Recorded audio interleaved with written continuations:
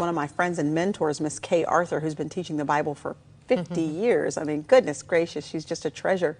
She said this to me once. She said, Priscilla, a man's greatest fears, two of them, the fear of being controlled by a woman and the fear of being found inadequate.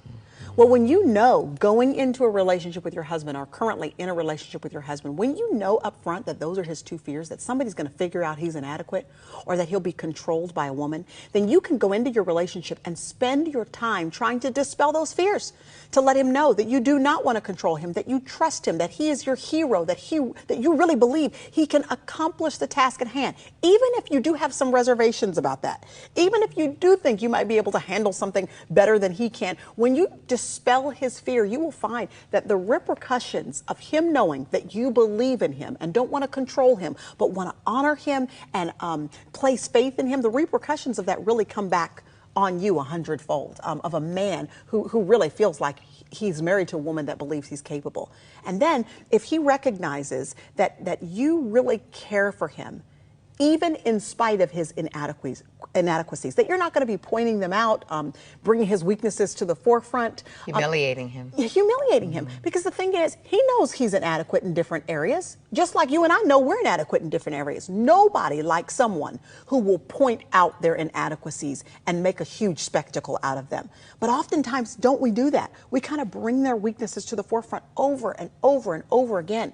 And you and I wouldn't want to be married to somebody like that, so we shouldn't be those kind of wives to be married to. It really emasculates them. The male ego needs support. It does. And that's part of the reason we're there. You know, the day after my husband proposed to me, over 22 years ago, he came to visit and he had cold feet all over his face. I thought, uh-oh, he's rethinking this. Yeah. And I said, what are you afraid of? Do you know what he said?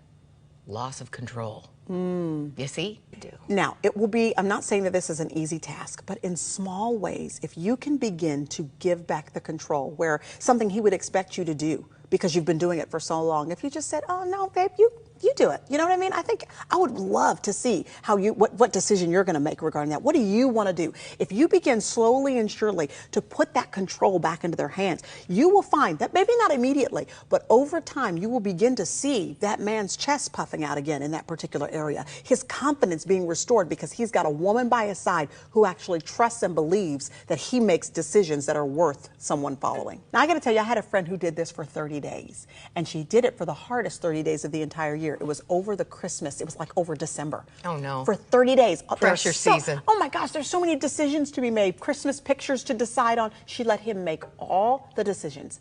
And in doing so, it was so hard for her, but in doing so, she saw her husband's confidence rebuilt in the fact that he believed that he had a wife that trusted him. Beautiful. And the result of that on a marriage is staggering. There is nothing better than a man that actually feels like one.